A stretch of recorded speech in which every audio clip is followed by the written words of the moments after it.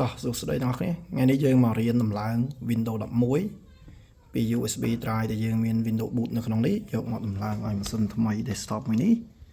ឲ្យវាមានប្រព័ន្ធប្រវត្តិការ Windows 11សម្រាប់ប្រើប្រាស់អញ្ចឹងដំបូងយើងគ្រាន់តែ download USB drive យើងហ្នឹងចូលក្នុង ROM USB របស់ម៉ាស៊ីនកុំព្យូទ័ររួចចុចប៊ូតុង power ណាចុចប៊ូតុង power មកបាទរួចវានឹង power ហើយយើងចុចF2 បាទ F2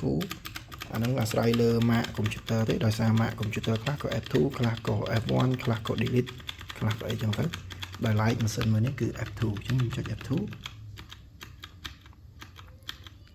បាទយើងចូលមកនេះគឺមើលផ្ទាំងនេះមានឈ្មោះថាអីគេ ASUS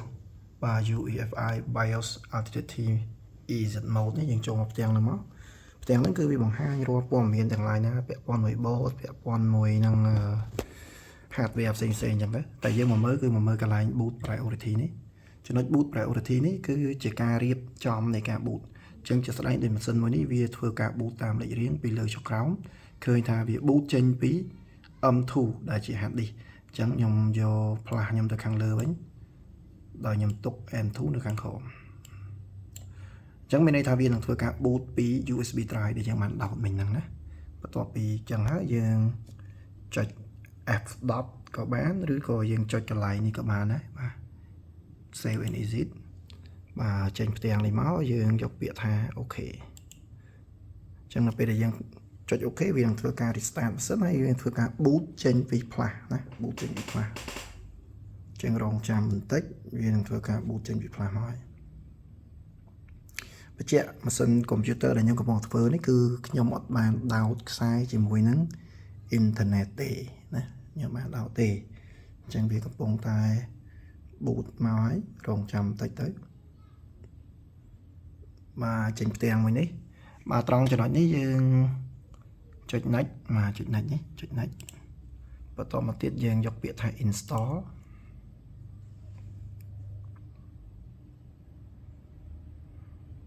ចឹងកន្លែងនេះដើរយឺតឬលឿនអាស្រ័យទៅលើម៉ាស៊ីនអាស្រ័យទៅលើទំហំនៃ hardware កុំព្យូទ័ររបស់យើងកន្លែងនេះយកពាក្យថា accept ហើយក៏ចុច next បាទត្រង់ចំណុចនេះគឺពាក់ព័ន្ធមួយការរក្សាទុក file ចាស់អញ្ចឹងបើយើងអត់ចង់រក្សាទុកឯកសារចាស់ៗដែលនៅក្នុងម៉ាស៊ីនយើងតែពីមុនមកទេយើងយកខាងក្រោមតែបើយើងចង់យើងយកខាងលើអញ្ចឹងពេលនេះខ្ញុំចង់លុបចោលទាំងអស់ទើបខ្ញុំយកខាងក្រោម install Windows only advanced ណាខ្ញុំយកហ្នឹងមកបាទបន្តមកទៀតនេះគឺជា hard disk នេះគឺមានចំនួនតែមួយទេយើងអាចដឹងបានតាមរយៈលេខ index វាគឺលេខ0ដូចគ្នាអញ្ចឹងបញ្ជាក់ថា hard disk នេះគឺមានតែមួយទេអញ្ចឹងយើង delete វាចោលទាំងអស់ដើម្បីឲ្យវាคล้ายទៅជាតែមួយវិញខ្ញុំយកពាក្យ delete អូខេទី2កំណត់តែ delete អូខេអានេះយើង delete ទៀតអូខេបាទ delete ទាំងអស់តែម្ដងអូខេមួយទៀត delete អូខេបាទនេះវាចេញ hard disk តែមួយយើងវិញហើយអញ្ចឹងពេលនេះខ្ញុំនឹងធ្វើការបែងចែក hard disk មួយនេះជា2 partition ជា2 drive គឺ drive C 150G សម្រាប់ទុកនៅ file system សម្រាប់ដំឡើង Windows និង drive D 100G សម្រាប់ទុករាល់ឯកសាររបស់ខ្ញុំណាអញ្ចឹងប្រសិនបើមានការបាត់ខូច system ឬក៏អីយើងអាចធ្វើទៅលើ drive C ទៅអញ្ចឹងវាអត់ប៉ះពាល់ដល់ឯកសារខ្ញុំដែលនៅក្នុង drive D ទេអញ្ចឹងយើងចុច new អញ្ចឹងកន្លែងនេះយើងទុក 150G សម្រាប់ file system យើងគ្រាន់តែងាយយើងលុបលេខ2រួចយើងសរសេរលេខ1ចូលវិញណាបាទអញ្ចឹងនេះវា 144G យើង apply អូខេអញ្ចឹងយើងបានត្រាយមួយហើយបាទនៅសល់ space ទំនេរនេះយើងនឹងយកពាក្យថា new ទៀត apply ទៀតបាទអញ្ចឹងយើងបាន drive D មកនេះ drive D របស់យើងគឺ 97G ដែលយើងរាប់ថា 100G ចុះបាទរួចយើង format វាមកចុច format អូខេបន្តមកទៀតយើងឈរលើ drive C យើងដែលយើងដំឡើង Windows នេះយើងចុចលើវាមួយដើម្បីដំឡើង Windows លើហ្នឹងរួចយើងចុច next ណាចុច next អញ្ចឹងបន្ទាប់ពី next ហើយអានេះអាស្រ័យយឺតឬលឿនគឺជាល្បឿននៃម៉ាស៊ីនរបស់យើងធ្វើការ copy file system ពី USB drive យកមកដាក់នៅលើ hard disk ណាបាទអញ្ចឹងវាធ្វើការរៀបចំដំឡើងផ្សេងត្រង់ចំណុចនេះវាធ្វើការ restart ណាអញ្ចឹងយើងចុចពាក្យ restart ណាមកហើយកន្លែងនេះ complete ធ្វើការដក USB ចេញ ពួកយើងមិនដកចេញទេវានឹងត្រឡប់ទៅ boot តាមរយៈ USB ម្ដងទៀតអញ្ចឹងកន្លែងនេះយើងដក USB ចេញតពីដកហើយសល់តែ hard disk ទេអញ្ចឹងវាធ្វើការដំឡើង file ចេញពី hard disk ដែលយើងបាន copy Windows ចូលឬក៏ដំឡើង Windows នៅលើ hard disk នោះរួចរាល់ហើយណាកន្លែងនេះវារៀងយូរបន្តិចដែរដោយសារវាធ្វើការរៀបចំ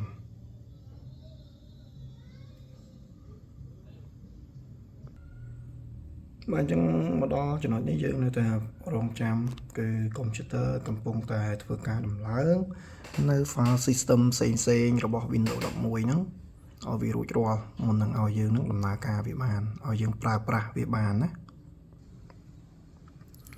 បាទឥឡូវវាមកហើយមកផ្ទាំងនេះបាទអញ្ចឹងផ្ទាំងដំបូងគេនេះយើងយកថា yes បាទយកថា yes អានេះពាក់ព័ន្ធមួយនឹងភាសាពាក់ព័ន្ធមកអីចឹងយើងប្រើប្រាស់ភាសាអង់គ្លេសយើង yes ទៅ keyboard ដូចគ្នាយើងយក yes បាទកន្លែងនេះយើងយកពាក្យថា skip keyboard layout skip កន្លែងចំណុច internet នេះដោយសារតែយើងមិនមាន internet ទេយើងយកពាក្យថា I don't have internet quick setup ចឹងកន្លែងនេះវាទាមទារឲ្យយើង connect ទៅកាន់ internet ចឹងយើងអត់ចាំបាច់ connect ទេ continue with limit setup ណា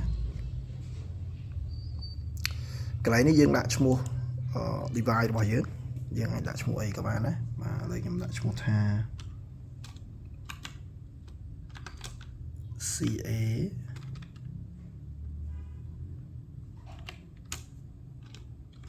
PC យ៉ាងចុះបាទរួចយើងចុចអីគេទៀតចុច next ទៀត password យើងអត់ត្រូវការទេបាទអញ្ចឹងយើង next ចំណុចវិញបើយើងចង់ដាក់ password ក៏ដាក់ទៅតែជាក់ស្ដែងតែខ្ញុំអត់ត្រូវការឬខ្ញុំអត់ដាក់ទេ next កន្លែងនេះ next រហូតណារួច accept អញ្ចឹងវាមកដំបូងហើយតិចទៀតរួចរាល់ទៅហើយ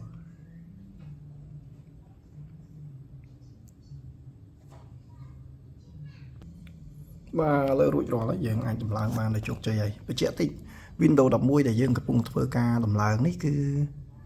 វាមានភ្ជាប់ស្រាប់មកនៅកម្មវិធី Word Excel បាទជាកញ្ចប់របស់ Microsoft Office ដែលមាន Word Excel PowerPoint នេះគឺមកស្រាប់ហើយណាយើងអាចបើក Word ឡើងមើលកន្លែងនេះ accept មកបាទ close នេះណាមានកម្មវិធី Word Excel ឯស្រាប់ដល់យើងណាយើងអត់ចាំបាច់ទៅឡើង 2-3 ដងបាទអញ្ចឹងរបៀបនៃការដំឡើង Windows 11គឺមានតែប៉ុណ្្នឹងទេបាទអញ្ចឹងយើងរួចរាល់មានតែប៉ុណ្្នឹងទេណា